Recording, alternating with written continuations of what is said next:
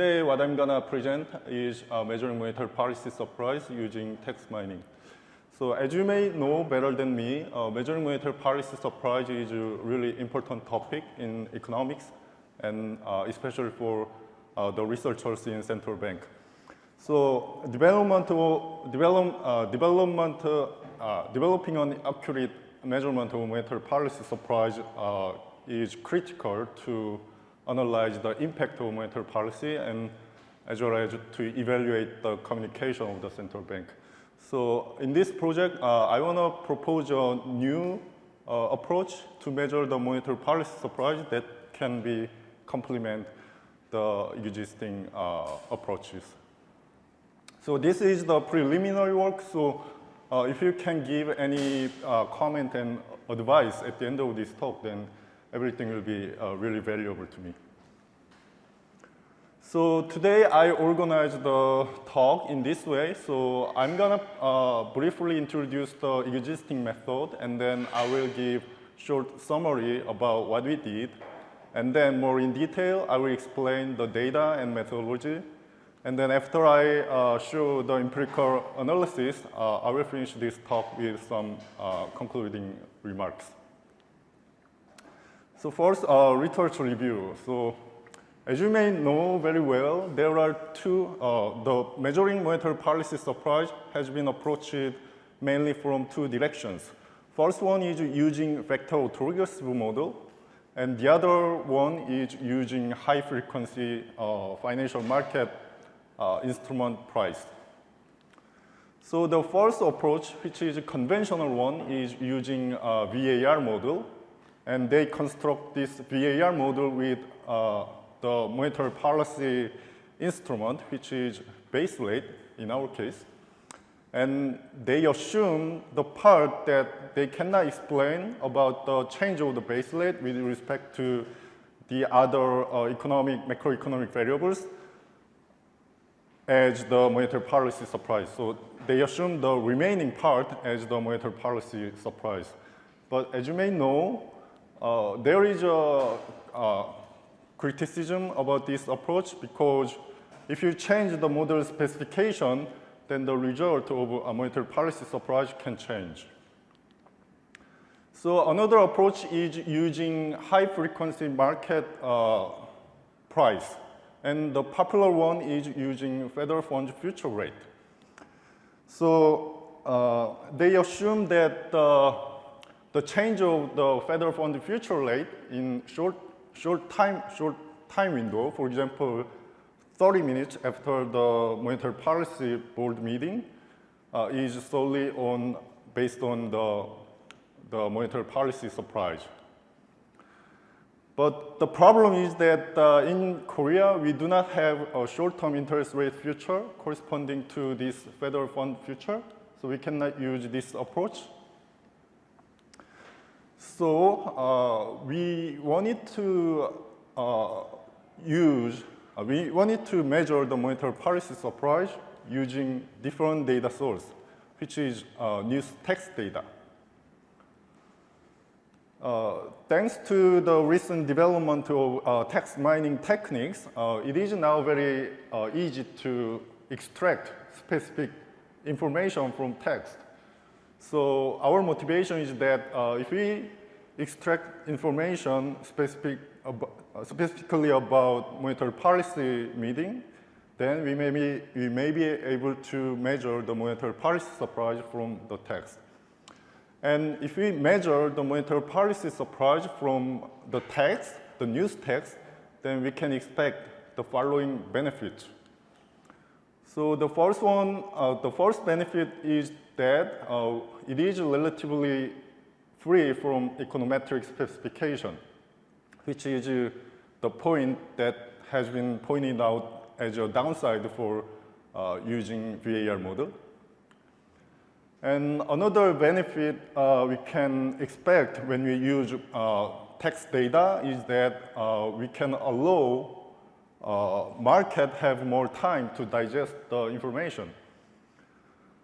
So it is possible because we can extract very specific information from text it is very different from using financial market price. So basically what we did in our project is that we collected news articles around MPB meetings, it's monetary policy board meetings, and we applied sentiment analysis. First, we divide the news articles into the news before MPB meetings and the news after MPB meetings. And we just conduct sentiment analysis to the two groups of news articles. So we measured the tone of the news articles before MPB meetings and the tone of the news articles after the MPB meetings, and we define the monetary policy surprise as the difference between those two tones. So before I go into more detail, I want to tell you the conclusion first. So these are what we found from our project. So when we measure the monetary policy surprise using news text, we found that the proposed MP surprise, monetary policy surprise measure, is significantly related to the change of interest rate in the market of all horizon, from high frequency change to the very short-term interest rate change to 20-year treasury bond changes. And also, if we add in the model, if we add the change of the base rate as well as the monetary policy surprise, then it shows that the change of the base rate is more significantly related with the change of the short-term interest rate, which maturity being less than 1 year.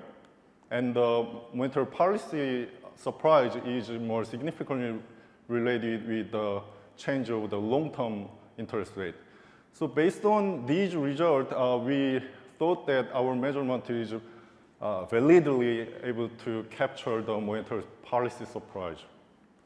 And also we compared our measurement with alternative way to measure the monetary policy surprise. So instead we use the news after the MPB meeting. We use the tone measured based on the minute.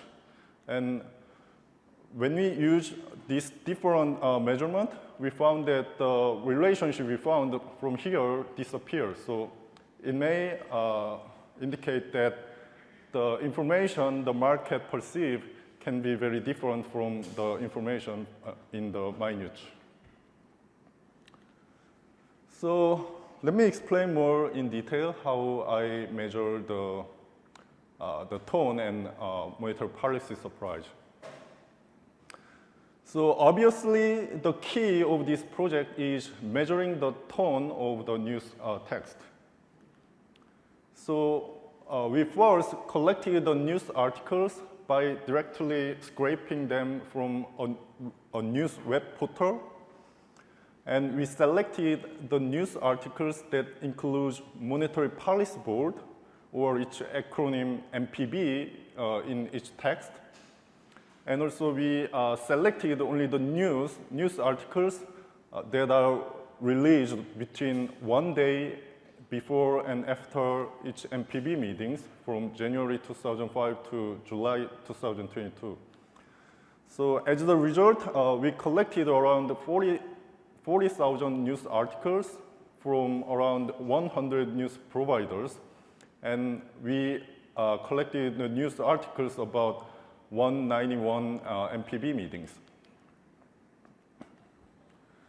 So we divide those news articles into news before MPB meetings and the news after the MPB meeting. So the news before MPB meetings are the news articles that have been released between 1 day before the meeting and the start time of the meeting. And the news articles after the MPB meetings are the news articles released between the end time of the meeting and 1 day after the meeting. So now we applied the sentiment analysis to the two group of news articles, which is just simple classification task in machine learning and statistics. So in order to do that, we use a lexical approach, which has been pre-trained by one of our authors. And that process is equivalent to applying a sequence of text mining techniques. So I will explain one by one. So first, we applied the pre-processing step to the news articles we collected. That pre-processing steps mainly consist of these two steps. First, tokenization and normalization. The tokenization is the step that split the longer string into the smallest meaningful token, which are usually word. And the normalization step is transforming those tokens into canonical form so that we can analyze the tokens. So these normalization steps include removing punctuation and removing the stop words that are meaningless words, and also transforming the words into root word. So these pre-processing steps are language specific. So we used a Python package developed by one of our authors, which is specifically developed to analyze Korean text. And then after we pre-process the text, we applied feature selection. So we can use each token as the feature, but in economics, we need to consider compounding words because there are many compounding words as well as double negation. So we used n-gram. N-gram is just n number of consecutive words. So for example, instead of using just one word, recovery, which can mean very positive meaning, if you use 2 gram, we can consider sluggish recovery as a feature. So we use up to 5 gram to increase the accuracy of this sentiment analysis. And so we found n-gram dictionary from around 200,000 documents, including the central bank minute.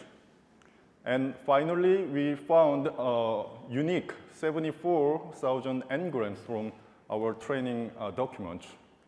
And then we wanted to classify those n-gram patterns into one of the hawkish or dovish terms. And we did that based on lexical approach. So first, we chose some seed words, which meaning one of the hawkish or dovish tone. And then based on the co-appearance between those seed words and n-gram patterns, we classify those n-gram patterns into one of the hawkish or dovish pattern. And finally, we found around 10,000 hawkish terms and 12,000 dovish patterns. So after this, it's very simple. So we first classify each sentence we collected from news article into one of the hawkish or dovish tone. And then based on this formula, we measure the tone of document as a continuous variable. So the tone can be between -1 and +1. -1 means that it's dovish, and +1 means it's hawkish. And then we measure the monetary policy surprise as the average tone, as the difference between the average tone after MPB meeting and the average tone before MPB meeting. So we compared the correlation between the tones we measured with the change of base rate and also with the proposed measurement. Then as you can see, the tone before and tone after are pretty highly correlated, and it is also correlated with the tone measured from minute. But those tones are very different from the change of base rate. And also, those tones are not highly correlated with the proposed measurement. So we thought that our measurement has some more information than just the tone of the news text. So yeah, I will skip this plot. So now we validated our measurement basically from two directions. First, we compared the measurement into the historical truth. And then we also compared our proposed measurement into the financial market prices. So here is the plot about the proposed measurement and the change of base rate. Then as you can see, I first checked the date when the base rate changed the most. Then as you can see, they are pretty much related to the event in great financial crisis and also COVID-19. In this event, market pretty much expect there will be some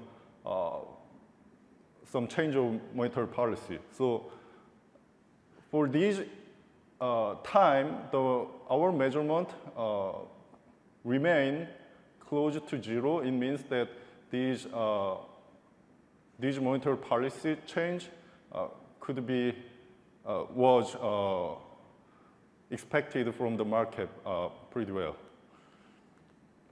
And also we checked the date when the monetary policy surprise changed the most.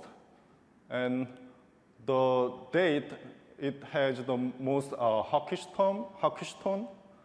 surprise is the 2009 December.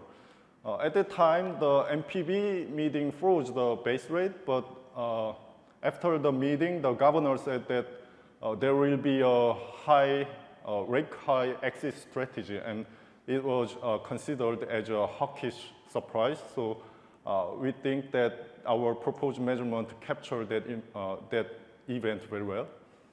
And also in 2010 October, MPB meeting also froze the rate, but at that time, most of economists in Korea, they expect a rise. So it was actually a dovish surprise in the market.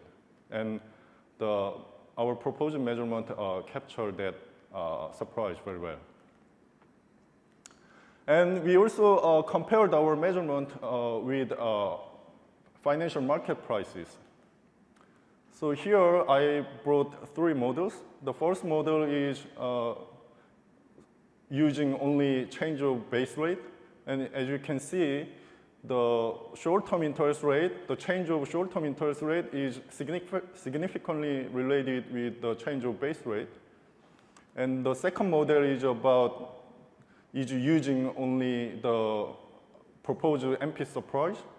And as you can see, the MP surprise is significantly related with all horizon interest rate change.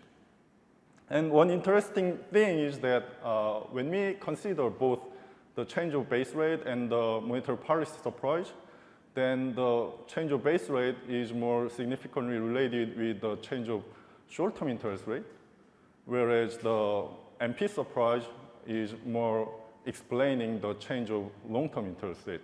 And as you know that the monetary policy surprise can be only affect the long-term interest rate. So we thought that this result is one example showing that our measurement is valid. And also we attempt to measure the MP surprise using the tone measured from minute instead of using the tone measured from the news text. Then, and we analyze the same model. Then, as you can see, the relationship between the long-term interest rate and the tone, the new MP surprise measurement, the relationship disappears. So we thought that the information from the news text can be different from the information measured from the minute. So this is preliminary work. So we didn't use pretty advanced method for the sentiment analysis.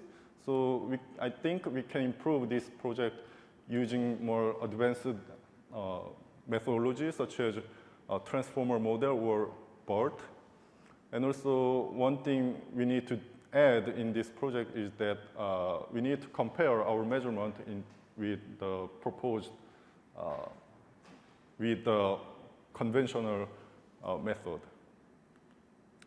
So this is everything I prepared today. So thanks very much for letting me sort of read this paper. So the comments here are based on the previous iteration that you sent me.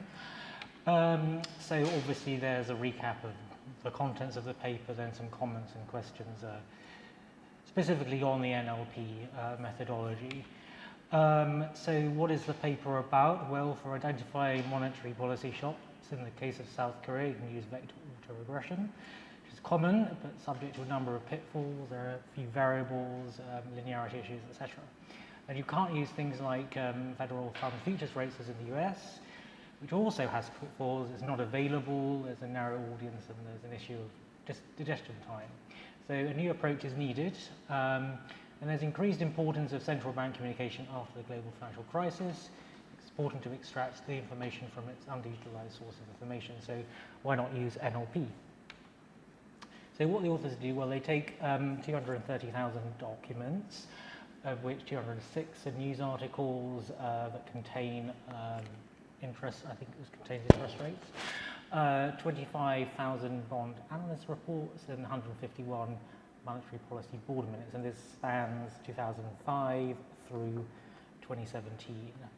And so what they do is, because of the peculiarities of Korean, they use their own NLP tool for Korean text in economics, and then they induce from seed words hawkish dovish lexicons for about 73,000 1 gram to 5 grams. So yes, we've already seen that the cover is positive in isolation, but when you stick a modifier on like sluggish, it becomes negative. So that's this is the polarity score for an engram is the closest of that engram to the hawkish seed. And then we've got on the denominator the closeness of the engram to the dovish seed. And then they use these engram to vet representations. And so engrams are classified as hawkish, dovish, depending on their polarity score. And then measuring MP surprises, then we've got 18,000 news articles containing Monetary Policy Board, or MPB, plus and minus 1 day, around 152 MPB meetings. And then I think the reason for the 151 versus 152 is because there was one meeting that didn't have any sort of minutes associated with it. Is that right? Yes, so the reason there are 152 meetings versus 151 minutes is because on one of the meetings it was a sort of an emergency meeting in the financial crisis, and actually we obtained that. You obtained it in the end. Okay. So the calculation of tone is a two-step process. So the tone of each sentence S in a group of articles I is this sort of number of hawkish words minus number of dovish words over the sum, and that's tone. And then what seems to happen is there's sort of binarization going on, and I'll come back to that at the end. And then the tone of that group of articles is this thing here. So then MP surprise is defined as the changing the tone of news, the tone after, minus the tone before. And then they do various empirical analyses using this new text-based measure. And they use it, for instance, to estimate its impact on asset prices, such as bond yields of various maturities. And what do they find? The text-based measure takes a wide range of values on the dates of no policy rate changes, and it better explains the changes in long-term interest rates compared to changes in the base rate and of our identified shocks. So what I quite like about this paper is it doesn't, just apply methods for high resource languages like English to the translation of the original text, which is a disaster. What they actually do is they use, they're very resourceful, they use their own toolkit to sort of linguistically analyze Korean text. And this is a great contribution not only to this field, but I think to sort of NLP specifically for Koreans. This is cool. So in terms of the discussion, the sort of engram up to 5 seems a bit arbitrary to me and needs to be sort of empirically motivated. And so you could do some ablation tests to work out whether or not that's relevant or not. And also, they're not linguistically meaningful units, sort of syntactic constituents. So I've got an English example here, but MP set interest rate. Set interest is a meaningless bigram. It's not a constituent. MP set is also not a constituent, but MP set interest rate is a meaningful constituent there. And obviously the whole sentence is actually a meaningful constituent. So what you could do instead of using these engrams, is make use of dependency or a constituency parser for sentiment analysis to get sort of more meaningful linguistic information. And then if you have sort of, I think you sort of chuck away bigrams that sort of are less than, engrams that are less than 15, but what you can do is you can use back-off methods, where you back off to the head or you back off to the modifier, and that sort of has been shown to work on English sentiment problems. And then the issue I had was the continuous scores that you get seem to be binarized in 2 places. So although the features are scored on a continuous scale, they end up getting classified as hawkish or dovish.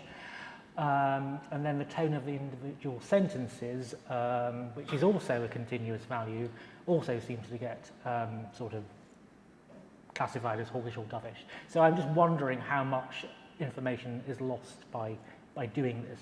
And so it would be nice to see a robustness check with the raw continuous scoring. And finally, the point that you touched on at the end there, sort of transformer-based models like BERT have sort of transformed, I'll use a pun, improved performance on a huge number of NLP tasks compared to baselines, even sort of very good baselines.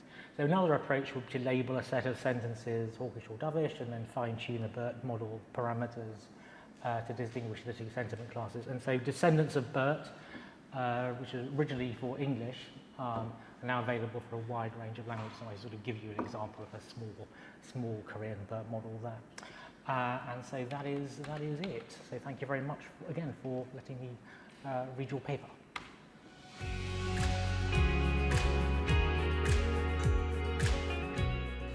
Okay, so I think I prefer to take questions during the presentation, and I saw with the chair that I could take maybe just a few minutes more if you have any questions during the presentation. My name is Julien Pinter. I'm a postdoctoral researcher at the University of Minho. And the paper is done with Evzen Kocenda, who is professor at Charles University. And so the paper titles is Media Treatment of Monetary Policy Surprises and the Impact on Themes and Consumers' Expectations. So I think the best way for me to present you the paper is to start by to tell you how we came up with the idea. So this is what I will do. I should just take that, if it works. It's still connected. I will do with this. Yeah, it could be actually. Yeah, you're right.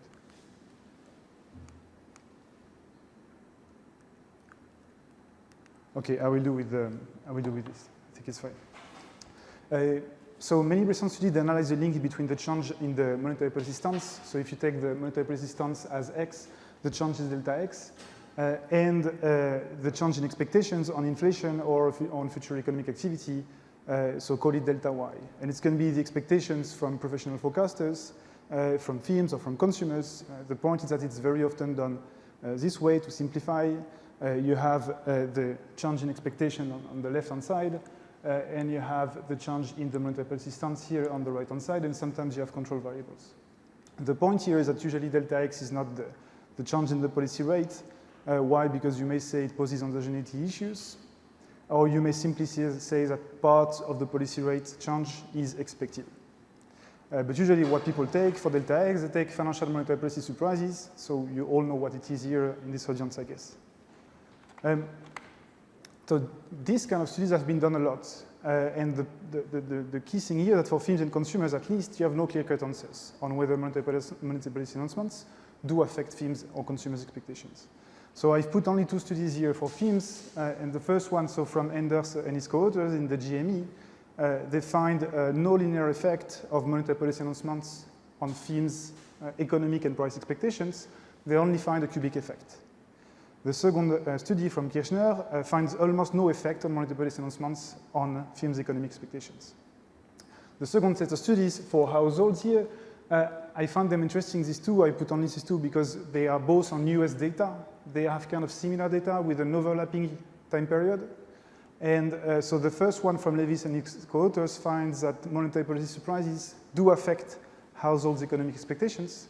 And the second one from Defior and her co-authors finds that there is no effect of monetary policy announcements on households' economic and inflation expectations.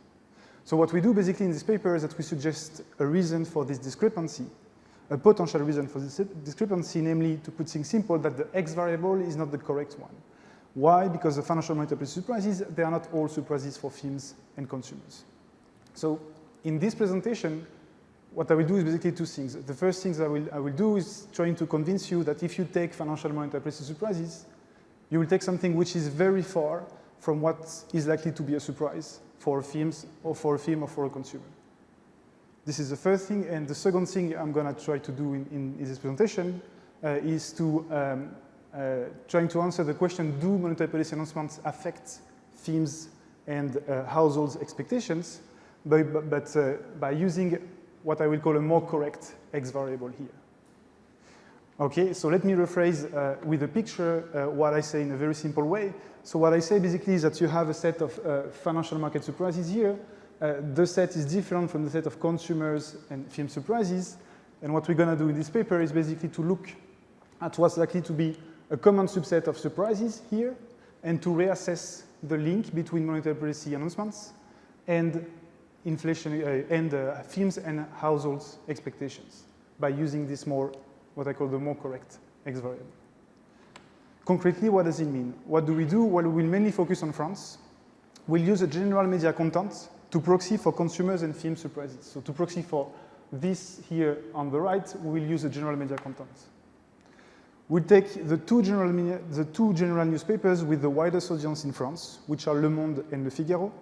They reach about 80% of decision makers, according to the survey that looks at readership.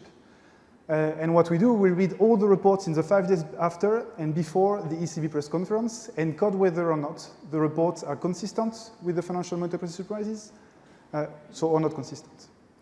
Consistent will mean what? Consistent will mean that, 1, the media conveys the idea of an unexpected change in the monetary policy stance, and 2, it refers to it in a way that is consistent with the sign of the financial surprise.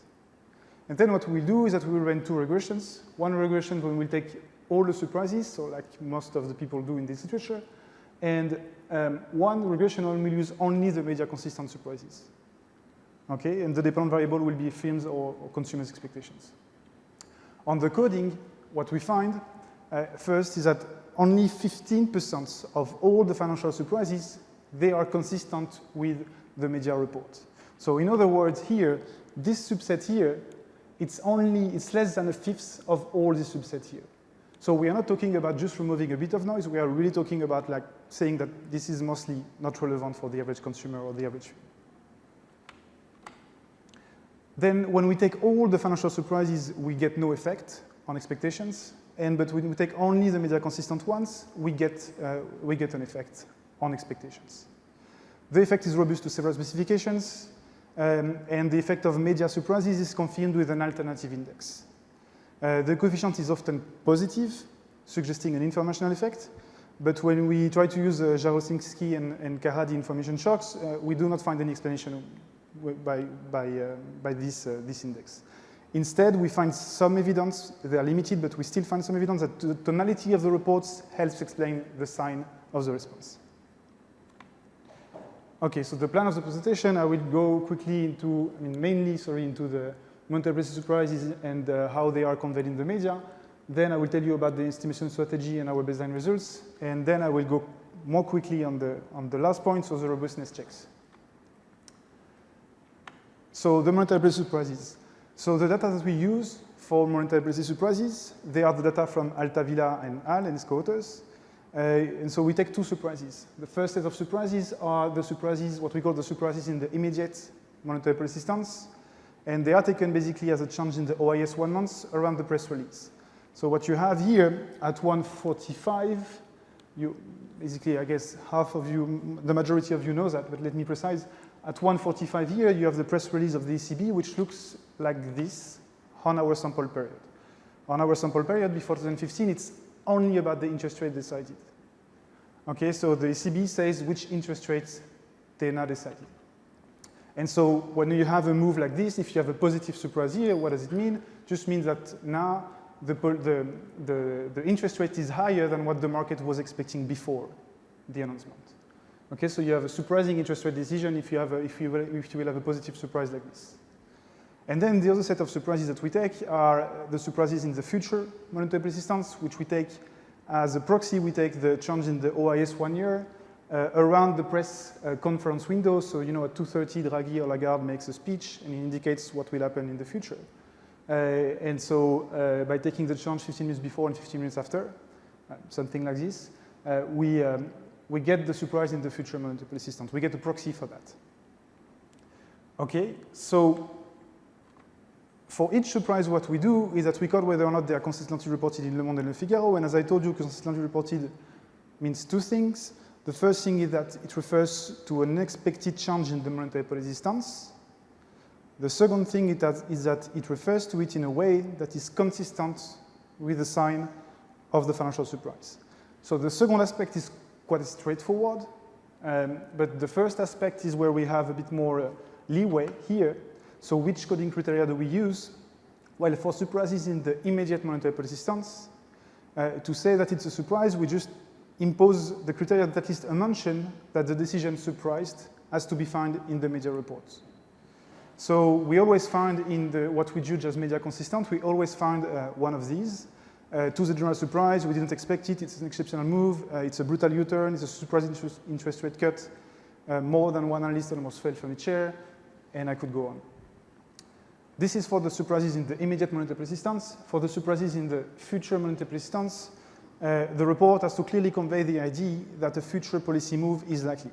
And so in this case, you have expressions such as Draghi or Trichet prepares the mind for, open the door for a rate cut, a rate hike, or simply references to the fact that the market now expects a future move. So when we do so, what do we have? So here, yes, a question. Yeah. Yeah. You had what, sorry?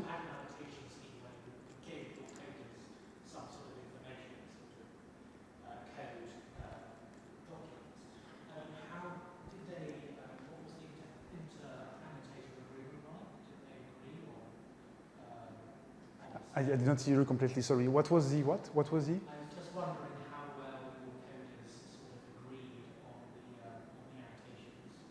So how do we came up with these codes? This is what you mean. This is your question, right? I cannot hear you well, sorry.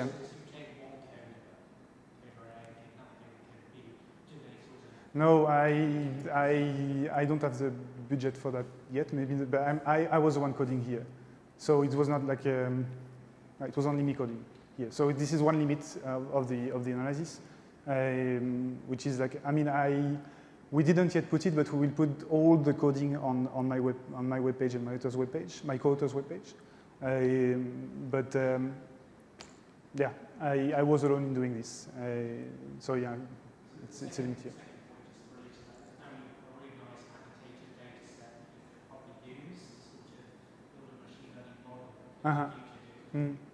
Yeah, we thought, I mean, we did some textual analysis things after in the paper, but for this coding here, it's very difficult to isolate first what's related to the immediate monetary persistence, I mean the rate decision, and isolate from that what's related to the future.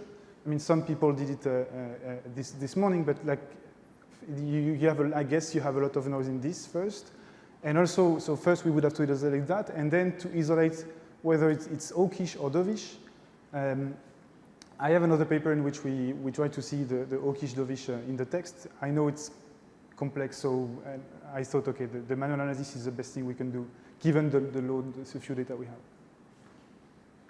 But okay, I will continue on that. So what we have here, we have in the bottom part, we have in the top part, sorry, we have the surprises all the surprises in the immediate monetary persistence, and in the bottom part, all the surprises in the future monetary persistence.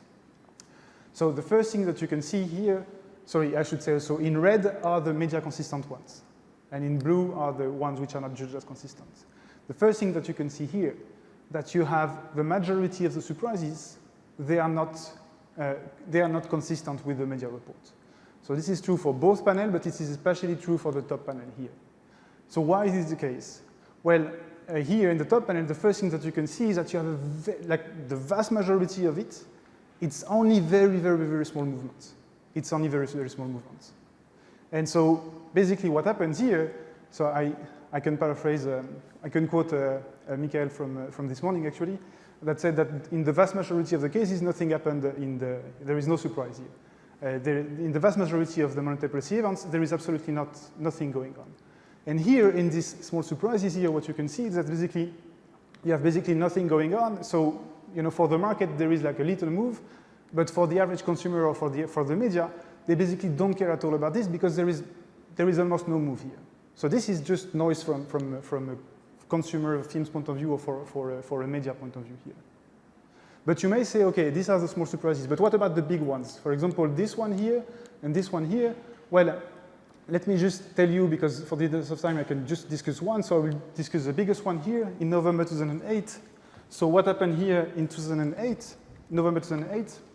Well, you had the biggest positive surprise, and that day the ECB decreased its interest rate from 50 basis points. So despite the fact that they decreased the interest rates, the surprise was positive at plus 15 basis points. So basically what happens is that the market was expecting a bigger move. So the ECB decreased from 50 basis points, and the OS surprise was positive of plus 15 basis points. So the market expecting a bigger move, so it's a hawkish surprise. They were disappointed here. But if you read Le Monde and Le Figaro, you don't at all have the impression that you are assisting to a tightening. If you read Le Monde, they refer to an expected move, however a massive one. So speaking about the decrease, the cut in interest rate. The Trichet says that other rate cuts are to be expected. Le Figaro says that the recession won out over the ECB rigorism, and they refer to an unprecedented pace of rate cuts. So if you read Le Monde and Le Figaro that day, you do not at all have the impression that you are assisting to a surprising tightening. In contrast, you really have the impression that, you know, like they focused on the decrease on the rate cut, and so you are something which is more dovish than hawkish. I could go on in the paper. We comment a lot the other points, but here, for the sake of time, I have to go directly to the estimates. So what we do now is that we will run two regressions. In the first regressions, we will just use all the monetary policy surprises. So again, putting the surprises in the immediate monetary persistence and the surprises in the future monetary persistence. And in the second regression, we will take only the media consistent ones, so the ones that you saw in red on the graph before. Okay, so the dependent variable, what will it be? The dependent variable will be, so this data from DGECFIN for themes, so its expectations related to the future economic activity or the future prices for the next 3 months. It's exactly the same data as Anders and his co-authors had. I mean, it's like conceptually the same thing. For consumers, the survey, it asks about the general economic conditions or the general level of the prices over the next 12 months. And the answer are qualitative, it is an increase, don't change, decrease, and we use the seasonality adjusted balance. There is also a backcast question that we will use as control, which is how the economic situation has changed over the past 3 or the past 12 months. And for the controls, we use 3 dummy variables for October, November, and December 2008 because we had surprises at the same time, and you have a huge drop in expectations. And we use lasso selected controls out of a set of 30 potential candidates. These are our baseline results for France. So you have many tables. I start with this one. Basically, what you see here, the first 2 columns, they refer to the expectations from the industrial sector. Then you have the expectations from the retail sector. In the first column here, you have the economic expectation, so the expectation of the future production. And in the second one, you have the price expectation. Okay. In the first subcolumn, you have the estimates when we take all the financial surprises. And in the second subcolumn, you have the estimates when we take only the media consistent surprises. So basically here in this table and in the next one, you will see 3 key results.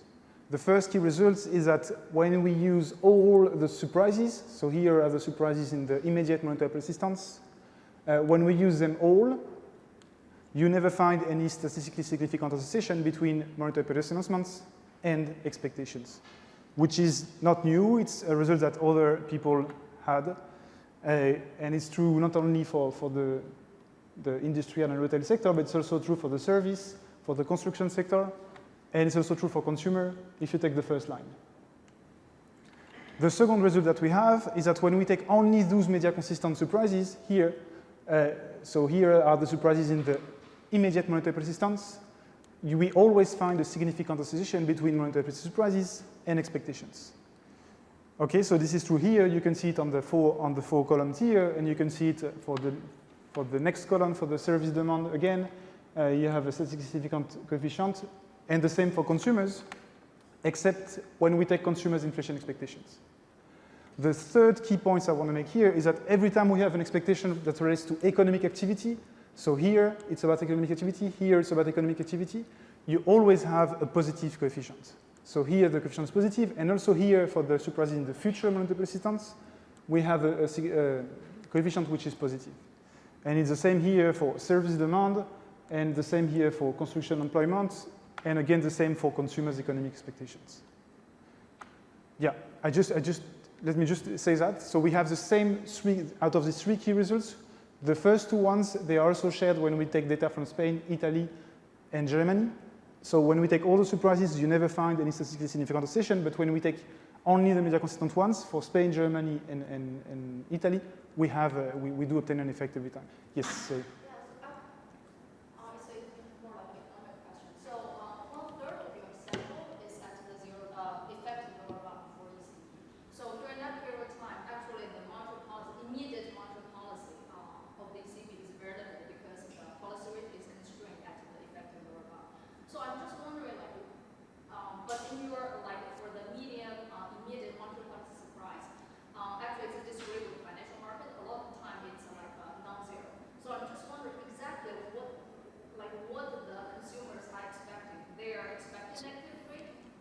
So when you say 1/3 of the sample is at the zero lower bound, the effective zero lower bound. If you define the effective zero lower bound by the lowest rate at which they went, we stopped at 2015, before 2015, so December 2014, and the last interest rate cut was in September 2014. So the effective zero lower bound, if the definition of effective zero lower bound is the lowest rate at which you could go, it was reached only in September 2014. It's before that, it's like when the policy rate is not going to negative territory, but like it was close, yeah. So for me, like, I disagree on the fact that it was a zero lower bound before. So you still have surprises going on in 2014. Actually, we have data on the volume of news as well. And for each announcement, we have the volume of news related to this announcement. And the biggest event, it's the June 2014 negative interest rate adoption. So which is like the biggest event in the newspaper on a monetary policy announcement. So there was still some stuff going on in 2014, I think. But okay, thanks. So just to conclude, to tell you about the robustness checks, I think I should have, I would just take 2 minutes more. So the first thing we were adapting, we have few observations. This is a weakness here. We have few observations. So if you have few observations, I was concerned, and you may be concerned, are we really capturing an effect of monetary policy surprises, or is it something else? And the second thing we investigated is, why is the coefficient positive? So are we really capturing an effect of monetary policy surprises, or is it omitted variables going on? The first thing we did is that we repeated the estimates with the Bauer and Svensson controls, accounting for the latest news. So the Bauer and Svensson specification, they say, okay, you should use the move in the stock market index from the day before the monetary policy announcements to 3 quarters before. So use the stock market change, use the recent news about inflation, the recent news about employment. When they do so in the American Economic Review paper, they show that the coefficients linking monetary policy announcements to professional forecasters' expectations, they totally change, and none of them is statistically significant anymore. In our case, it does not happen. The results, they remain overall similar when we do this. So this is the first thing. The second thing we did, we repeated the estimates using as a dependent variable the investors' expectations on the economy over the next 6 months from Santix. And our intuition here was the following, and I think for me this is what maybe the most convincing, is that we were thinking, okay, imagine it's, there are hidden news or hidden factors in our dates where we have media consistent monetary policy surprises, and this hidden news that we could not control for, they are playing on our results. And we're thinking, okay, if they are this kind of news playing on our results, and it's not about the monetary policy surprises, then we should also have a positive coefficient when we put the media consistent surprises, and we put them next to the investor sentiment expectations. We should also have a positive coefficient in this case. And what we found actually is that it's not the case. When we put our media consistent surprises here, so the media consistent taking the immediate monetary persistent surprises, and the media consistent on the future economic activity, in both cases we find an effect. So here in the first column here, you can see that in both cases the coefficient is negative. So, which makes it difficult to, which kind of hinder the power of the explanation that it's about news here affecting the expectations. The coefficient is also negative when we take the Bauer-Svensson control, and it's also only in this case the coefficient is not significant and not negative. The last thing we did is that we built an index of monetary policy surprises from the media content and repeated the estimates, and we find the same puzzling positive coefficient significant in 3 out of 10 times. I don't have time to go in our media index of monetary policy surprises, but you can go in the paper. The second thing, and then I will stop after that. So why is the coefficient positive? We did 2 things here. Is it about information shocks?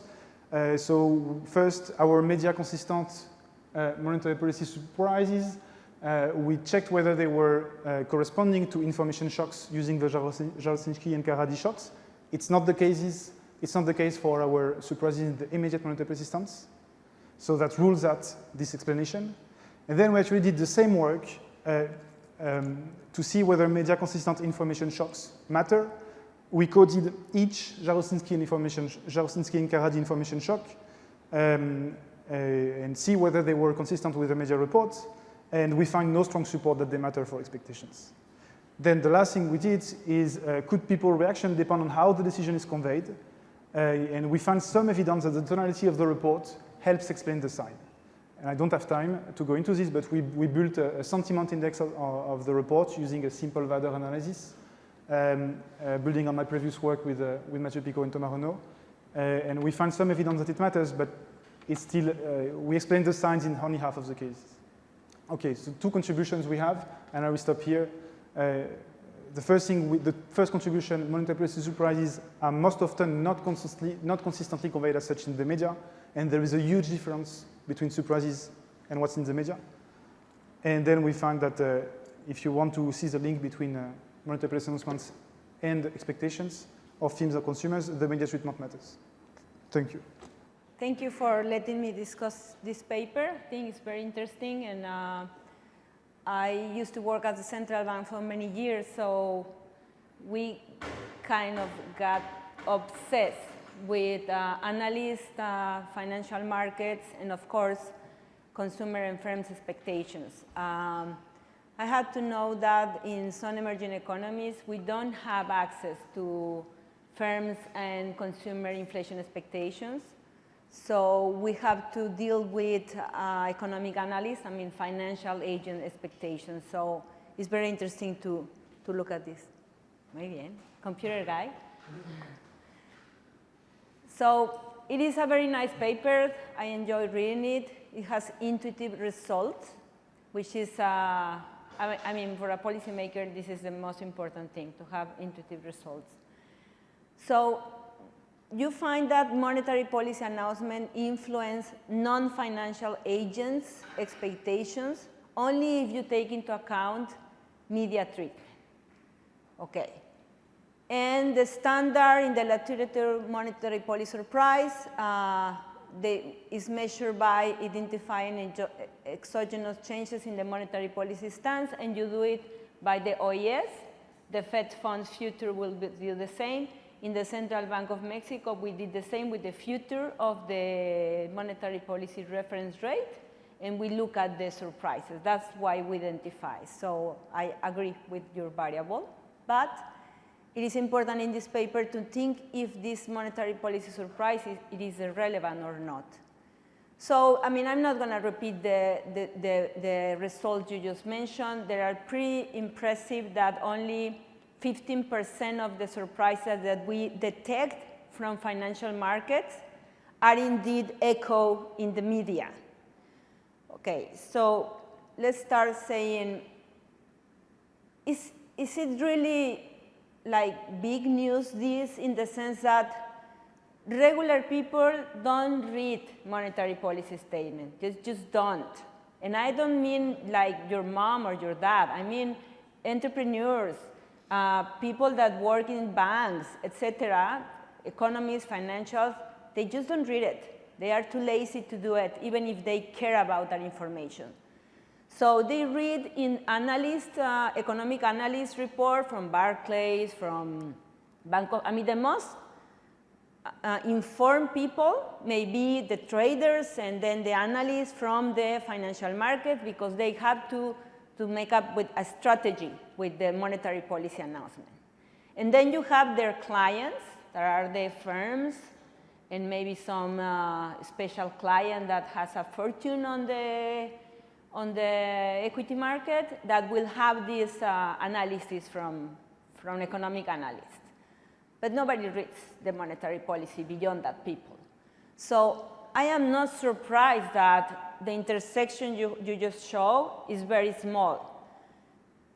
And I wanted to ask you, why don't you go to social networks also if it's easy to get that with text analysis? And I think many people don't read newspaper. My mom doesn't read newspaper. She just reads Facebook and social media news. So maybe you are losing part of the population there, especially young people. And we all know that media affects people's sentiment about everything. The weather, the economy, the artists, Shakira, everything is in the media, and they will affect how do you feel about something. So my point is, are you really measuring surprises for household, or is surprises for the media? I mean, I don't know why exactly has to be surprises from somebody that didn't have an expectation.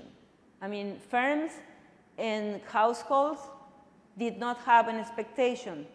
So how can they be surprised? They just cannot be surprised. They are just reading the media and say, oh, yeah, they did surprises. I mean, it's just the television is saying that it was a surprise. It must be a surprise. But it's really not a surprise because they didn't have any expectations from the central bank. So is this a real surprise for non-financial agents, or we are interpreting this as a surprise?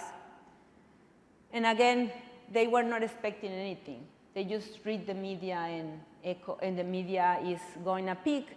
I mean, sadly, the media is going to pick the most hot story at the moment, and maybe the hot story at the moment was the monetary policy decision. Very boring day for the media. So, and you say, okay, there is a gap between, so let's suppose for a moment that those surprises are surprises for agents, for non-financial agents. So if I were at the central bank, I would say, okay, there is a gap between the non-financial agents and financial agents' expectations, okay? If I remember correctly, there is a bias of consumer expectations that are always higher than firms' expectations. And as a central bank, you would like them to put all of them together in order to have a more effective monetary policy. So I wonder if this is also depending on the situation. And we have in the morning a paper saying that, I think it was the Bank of England person that presented a paper saying that it doesn't depend on the state of the economy. And I will think that the inattention problem, and the BIS just mentioned this in the annual economic report, the inattention problem decreases when there is a problem of inflation, for example. Right now, everybody is very aware of inflation. So I guess right now, everybody will pay attention to the monetary policy decisions, even not reading the communique, but maybe in the press. They will pay more attention because it's hurting their living standards. So maybe when inflation is high, you get the attention of the public, but it doesn't mean that they change their behavior. It just means that they are reacting to a situation that is affecting the day-to-day life. And so it is thanks to the media, or is the macro problems like growth, inflation, a sharp depreciation in emerging economy that is having the attention of the public. So maybe media is just, you know, an interface with reality, the problems of the reality and the people. And I wonder here, when you talk about the tone of the media, if it's not affected by this, if it's not state dependent, the tone of the media. It's not, I mean, what I'm saying is, it's not with a decision that the media got really surprised.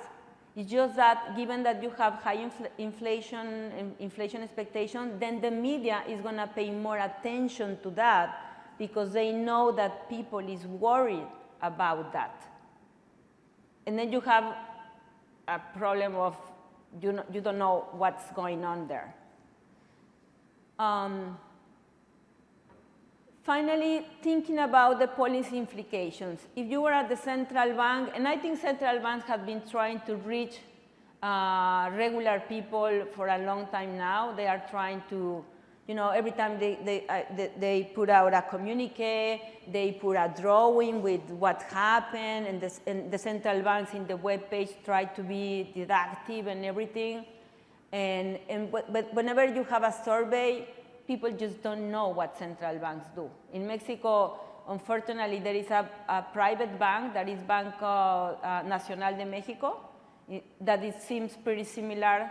And when I was working at the central bank, my family thought I was working at a private bank because it was Bank of Mexico. So they really don't know. I mean, it's amazing the gap in the service the central bank have to do with it. And it's not just about policy efficiency. It's about legitimacy from the central bank. I mean, it's about that democratic society and an institution that has to be accountable by their actions. No? So I think they have to reach out to the general people. But the problem is how to improve this communication. If the problem is, I mean, how you put the problem here, it will say that the central bank had to have a very good office with the relationship with the media. So whenever the central bank, but my question is it what you would recommend to a central bank to have a very close relationship with media, and also to be sure that the media is conveying the message that the central bank really wants to do? Because sometimes in the surprises and in the interpretation of what the central bank do, you're lost in translation. I mean, sometimes because I was in the central bank sometimes, and you wanted to send a hawkish message, and I don't know how in the meantime it was not that hawkish at all, and you intended to do it hawkish. So you have to have good relation with the media and be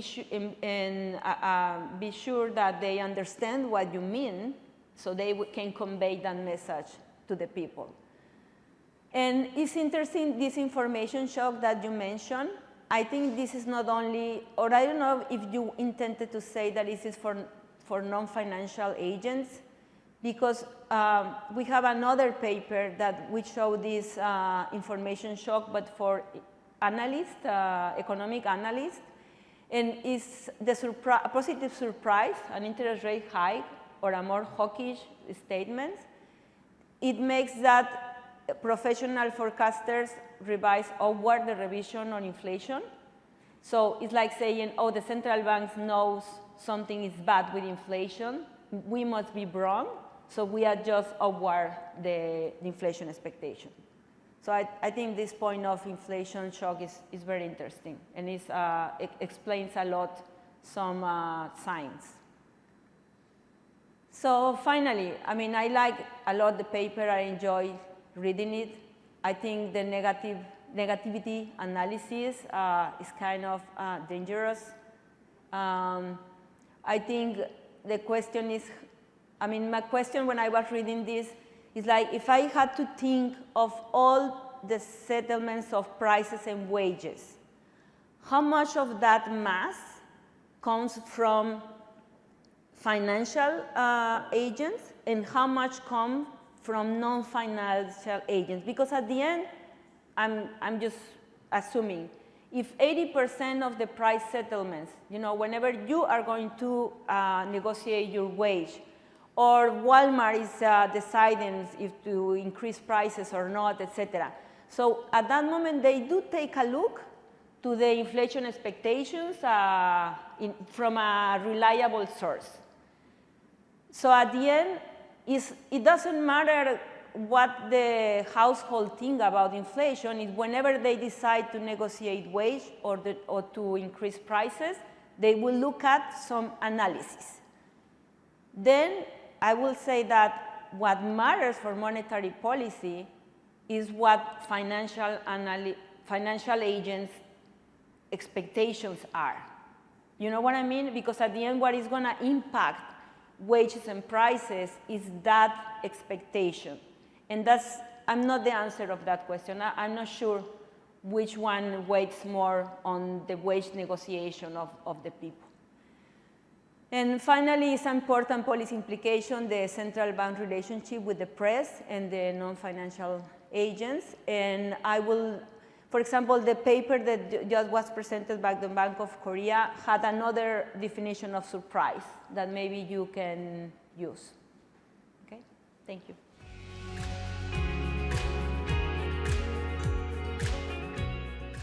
First, thank you so much for the organizer including our paper in the program. So we have been spending one day talking about the central bank communication. I think most of the papers actually focus on the sort of the qualitative communication or how the market, how the medium perceive the monetary policy. So to quantify this kind of qualitative communication, you need to do the natural language processing program to kind of quantify this kind of information. And for my paper, I will switch the gear a little bit. So we are doing something actually much simpler. We look at the the central bank's communication, which is of a quantitative nature. So we do not necessarily to actually quantify the information from the monetary policy ourselves. So the presentation today is about as I mentioned earlier, is about quantitative forward guidance through interest rate projections. This is a joint work with my colleague at BIS, Boris Hofmann. And as always, the disclaimer that the views in this presentation are those of us and are not necessarily those of Bank for International Settlements apply here. So, motivation. In the past 15 years, the central banks have been expanding their toolkit. After like excessive large negative shock, such as a great financial crisis or the outbreak of epidemic, the conventional monetary policy tool, such as the policy rate, has been constrained at the effective lower bound. And as a result, central banks need to resort to unconventional measures, such as forward guidance and asset purchase programs to stimulate the aggregate demand. And in particular, I will focus on the forward guidance. It's like forward guidance on future path of a policy rate. This has become a kind of a key element of central bank's monetary policy toolbox in the past decade. And even outside crisis period, a survey indicated that a majority of the central bank governors and academia think that a forward guidance should continue to be part of their toolkit.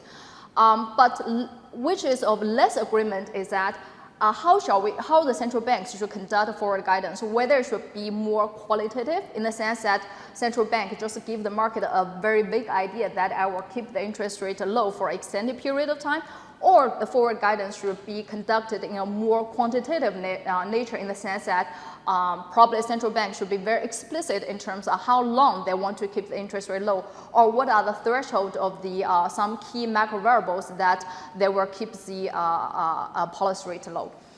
So our paper weigh in this discussion as that we evaluate the effectiveness of the one particular kind of forward guidance that is of quantitative nature. Let me to be more specific, what kind of forward guidance we're looking at. So as I mentioned earlier, one kind of quantitative forward guidance is that the central banks in their communication, either through speeches or through minutes, they convey how long they want to keep the interest rate low at the effective lower bound. And there, actually, central banks take one step even further. They provide the interest rate projections or the projections for their policy rate. And the examples include the Reserve Bank of New Zealand, the Central Bank in Norway and Sweden, and also the Federal Reserve from the United States. So here, this is a very famous example, the dot plot from the Federal Reserve, which attract a lot of market attention. So basically, what the Fed is doing is that every fourth per year, they release this kind of projections for their interest rate, their intended path for the interest rate. So they do it for the current year, 2 years, 1 year ahead, 2 years ahead, and the 3 year ahead. For the, I think for the last step release. And each dot represents the views from one member of the FOMC committee. So through the dot plot here, the central bank uses this as a tool to communicate their intention of the future policy rate to the public. And similar for other central banks, some of them have like an uncertain band associated with their projections, say in the case of central bank in Norway and Sweden, and sometimes they just give like a pure point estimate regarding their future policy rate in the case of RBNZ. So this is a focus of our research. Like we want to evaluate the effectiveness of the central bank communication through this particular way of forward guidance. And we evaluate the effectiveness through 4 dimensions. The first one is that the predictability, whether markets actually anticipate the central bank path before their release. So presumably the central bank do not want to like shock the market and trigger a lot of market volatility. So in the sense that you want your forward guidance to a certain extent predicted by the market. And the second dimension is the credibility. How do the unexpected change to the policy path released by the central bank actually move the market? So for credibility, what we mean is that if a central bank is credible. So if there's a surprise component in their release of the future policy rate projections, the market should reprice in an orderly manner to match their expectation as well. Because that's how if the market expectation does not move with the central bank's expectation, which means the forward guidance is kind of ineffective, at least by moving the financial analyst, financial market. And the last two dimension we evaluate the central bank interest rate projections is their relationship between the macro projections. So for most of the central banks, when they release the policy rate projections, they also release macro projections for, say, GDP or some inflation measure. So the question is that if you already released the macro projections, is there any additional information that contained in the interest rate projection in terms of moving the market? And also, is there whether the projections of the policy rate is consistent with this kind of macro projections, that when you actually provide this kind of forward guidance, it's kind of reinforce the public about the potential reaction function that the central bank is working upon. So for the data, as I mentioned earlier, we will look at the 4 central banks, New Zealand, Norway, Sweden, and US. And for the central bank forecast, obviously, we use what the central banks released in their minutes. So they released depending on which central bank you're looking at, the forecasting horizon could be different. The frequency of the release is also different. And for the market forecast, we use the market price data. Say in the case of in the US, we use the Fed funds futures, which is a future directly contracted on the Fed funds futures. So here there are 2 things about the market forecast. So for market forecast, normally you have 2 options. One is you use the survey data, and another is use the market price. We go for the market price because the survey data is kind of lower frequency, but the market price data is higher frequency. So actually we can compute the daily change during the release. So that is so you do not have the compounding information problem. But of course, the downside of the market price is that the financial market price, they're kind of the risk neutral expectation of monetary policy. So here, unavoidably, our measure is mixed the true physical expectation of monetary policy expectation, but also the risk premium. And we kind of take the implicit assumption that the risk premium does not change during the one-day window. So let me start with the predictability and the credibility. So for predictability, first probably let me introduce our notion a little bit. So for the I, it will represent the policy rate. They have 2 kind of superscript. One is C, one is M. So for C, it means it's a central bank forecast, and for M, it's the market forecast. And then for the subscript, you have like a two subscript. One is T, it's when the forecast has been made or released, and the second one is the horizon, not the horizon, the time that the forecast has been made for. So for example, if you have something like IC 2019 March and 2020, it means it's the interest or the policy rate forecast by the central bank that is made at 2019 for the year 2020. So for predictability, what we do is that we use a linear combination of the market expectation 1 day prior to the release of the interest rate projection from the central bank, and also their previous release from their previous release of the policy forecast to predict what the current release of the from the central bank. And the alpha here, the coefficient in front of the market expectation 1 day prior to the release, will capture the predictability of the central bank. And given that here we use this equation to define what can be predicted or expected by the market of the central bank's release, and then naturally the the real release and the expectation will capture the surprise component, and how much the surprise component will pass through to the market repricing. We'll capture the, we'll use this equation to measure the credibility. So the beta here essentially is the pass through from the surprise, from the central bank release to the market repricing. So in a case of a fully credible central bank, the pass through will be 1. So the beta here will be 1, and but in reality it is not. So we use the beta here to capture to capture credibility. So we do two kind of estimation. One is that we separate the estimation of credibility and also, the predictability and credibility. And for predictability, it's a very simple OLS, and for credibility, it's a very simple nonlinear square method. And we also, because as you can see, the alpha here appears both in the predictability and credibility. We also have a joint estimation where we use the MLE to estimate the coefficient. So probably like two approach does not give you very different results. So probably I will just focus the discussion on the estimate from joint estimation.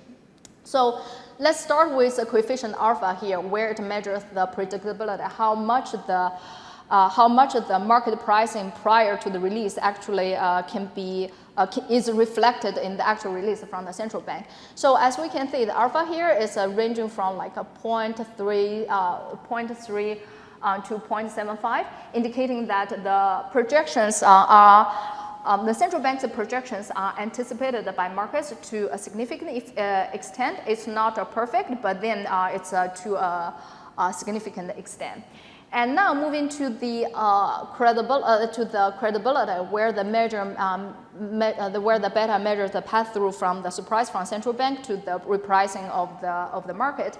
As we can see that the pass-through actually is not, it's significant, it's a positive, it's significant, like as you expected. But then if we look at the coefficient, actually it's more or less between like 0.1 to 0.2. Rather, it's far from 1, suggesting that there is some effectiveness, but it's very limited, and it's a limited pass-through from the central bank to the market. So this coefficient actually also weigh on the discussion about whether the central bank's forward guidance can impair market function. Because there is a strand of literature arguing that if the market repricing 1-to-1 to the surprise in the central bank release, that may actually impair financial markets' function of price discovery, because basically the financial market just takes signals from the central bank without any filtering, without any new information or any new analysis. Basically, they just take the central bank's forecast as perfect. And in that case, the market function might be impaired in the sense that the financial market actually loses its one of the most important functions as a price discovery process. And actually, our estimate here showed that probably that's not much concern in the sense that we can see the pass-through is like far less than 1. So on the one hand, you can take it as a limited effectiveness, but on the other hand, you can take it as a limited impairment of market function. So the analysis before, basically, we just run the regression, pulling out the forecasting horizons, and yeah. So, one thing you may have in mind is that the pass-through or both the predictability of credibility might decrease with the central bank's forecasting horizon, because in the very far, if the forecast is made for like 3 years ahead, probably the central bank do not have much information than you do. So why should I believe what the central bank say about the policy rate 3 years ahead? So here, what we do is that actually we differentiate a different forecasting horizon and do the exactly the same analysis. And so here, this is the alpha, like how the alpha will change by forecasting horizon, and here it's how the beta, the credibility will change by forecasting horizons. So overall, it seems that the predictability and credibility declines at the forecasting horizon lengths, as people kind of expect. But nonetheless, even at the longest forecasting horizon, which is 3 years, the central bank's projection forecast remains predictable and also credible. So that gives some virtue for the central bank actually to provide forecasts at the very long horizons. So because we do this exercise because there's a kind of debate to say whether there is any virtue of the central banks that provide forecast at like a 2 years, 2 to 3 years, and our analysis here suggests that actually they do because the market still responds to such information. And another thing before we move to redundancy and consistency is that we also look at the role of the uncertainty in the central bank's forecast. So as if you remember at the beginning when I showed the interest rate projections by the 4 central banks, except Reserve Bank of New Zealand.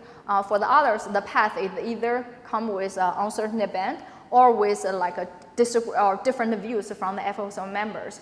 So when this kind of uncertainty is also published or provided by the public, the good thing is that the central bank kind of emphasizes the conditional and uncertain nature of the projections. So it's like not binding, it's not the binding constraint for the future central bank actions.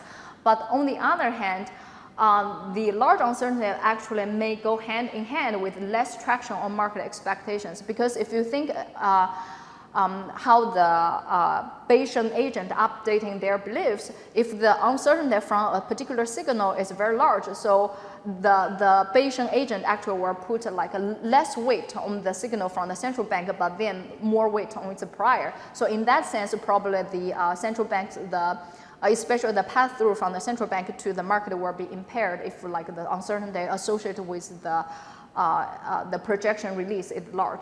So to empirically test this, whether that is indeed a concern, we run the following regressions. It's very similar to the credibility regression I showed earlier. The only difference is that I have an interaction term where it's better interact with the uncertainty measure. So in the case of Norway and Sweden, we measure the uncertainty by the interquartile range of the policy rate for projections. And in the case of Fed, we use the dispersion of views among FOMC members to calculate the uncertainty. So consistent with like a Bayesian updating agent behavior, the large uncertainty indeed reduce the pass-through from the central bank's price to market repricing. The coefficient is negative, but the coefficient is only significant in the case of Sweden, meaning that probably the central banks still want to release this uncertainty band to emphasize the conditionality of their forecast without worrying too much about that will actually impair the effectiveness of their transmission. Yeah.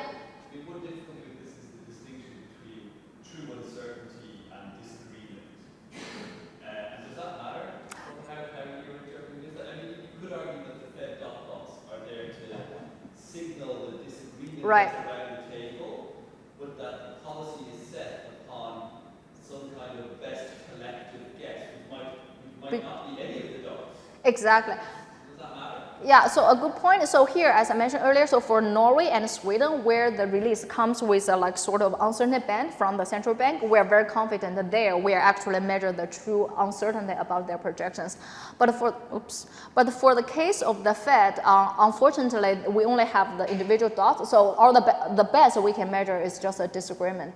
So here, our analysis, we kind of put uncertainty and the disagreement together without differentiate the difference. Because in the case of the Fed, I think we cannot have a very good measure about individual FOMC members' uncertainty about the future projections. Yeah. Now I will move to the relationship between interest rate projections and the macro variables, namely the redundancy and the consistency.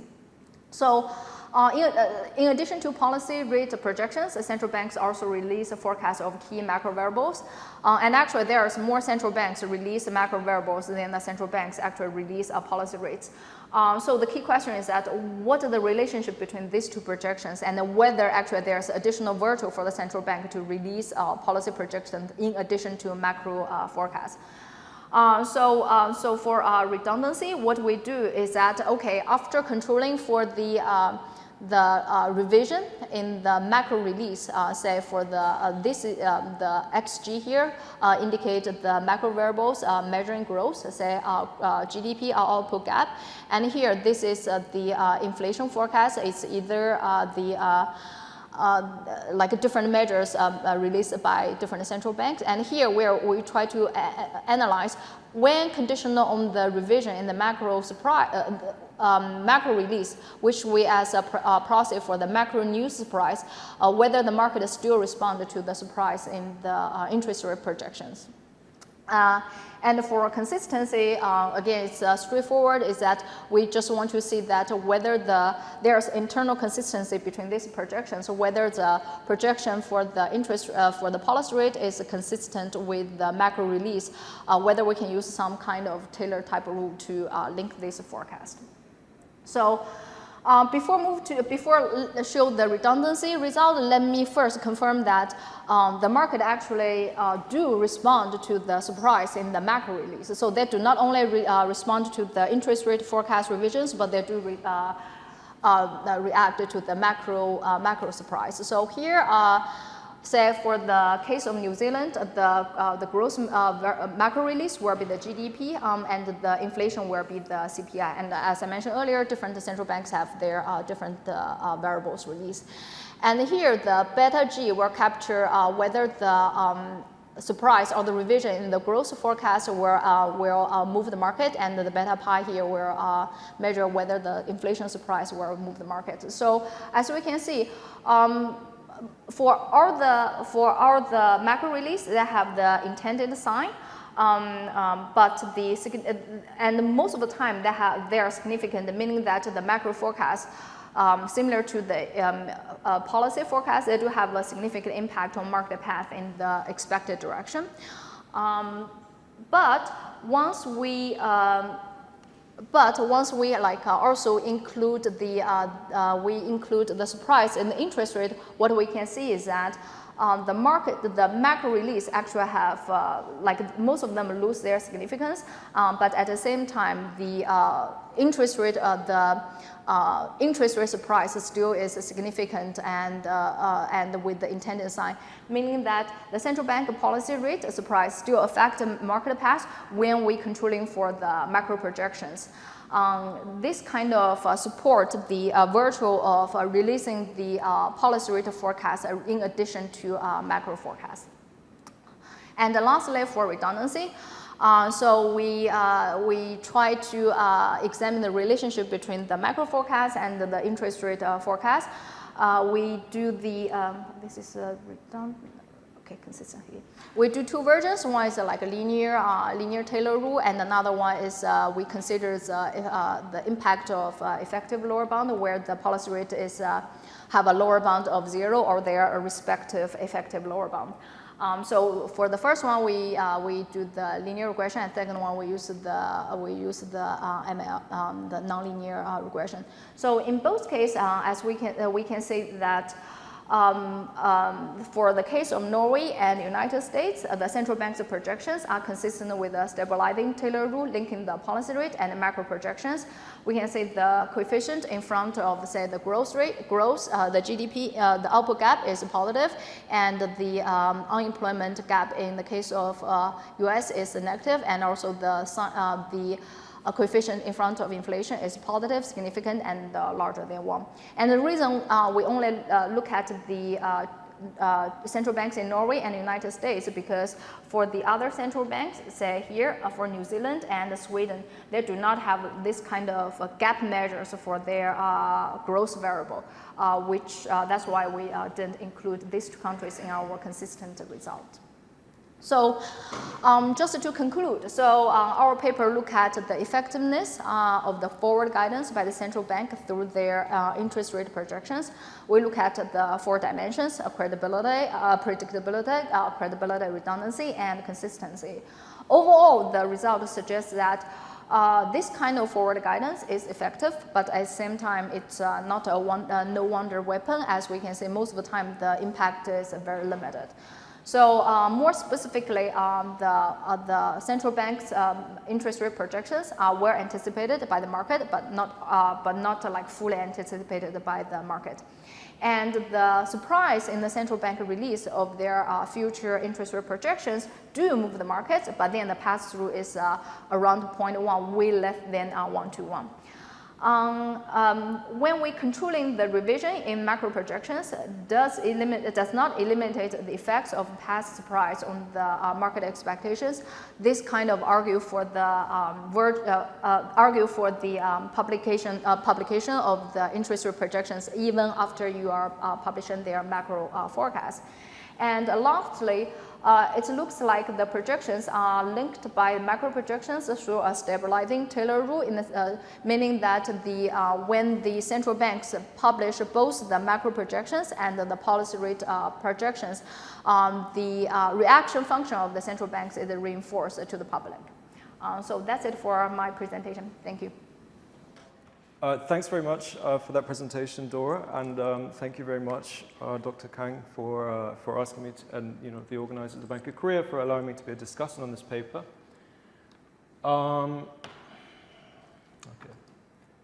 Usual disclaimer, and I won't summarize the paper again. I think you did a great job, so that's not necessary. The main thing that I kind of was thinking about when reading your paper was the distinction between Delphic and Odyssean forward guidance and how it relates to your criteria. And I know that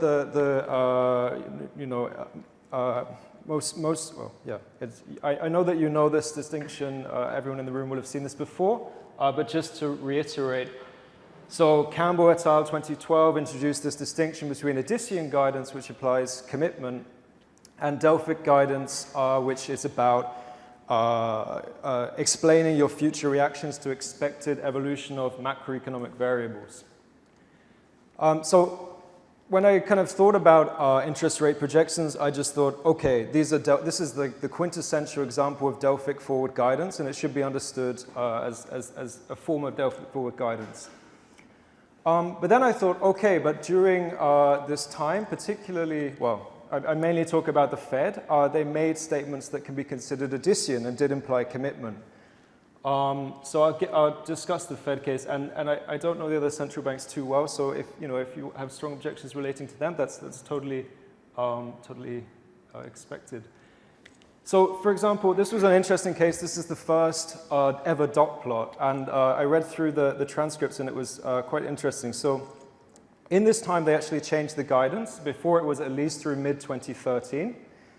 And then they said are likely to warrant exceptionally low levels for the federal funds rate at least through late 2014. So the language includes the term likely, which is a probabilistic statement.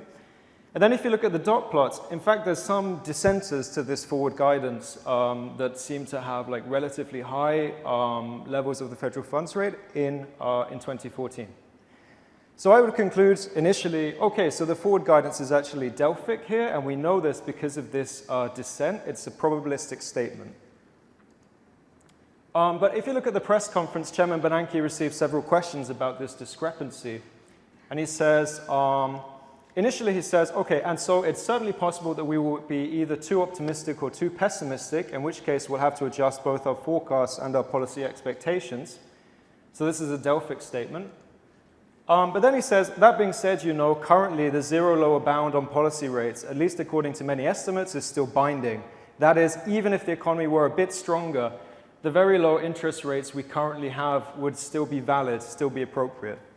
So my conclusion is that and he actually refers to the dot plots to back himself up. So my conclusion is that, okay, yes, they have dot plots, yes, they look Delphic, but the whole package is both Odyssean and Delphic.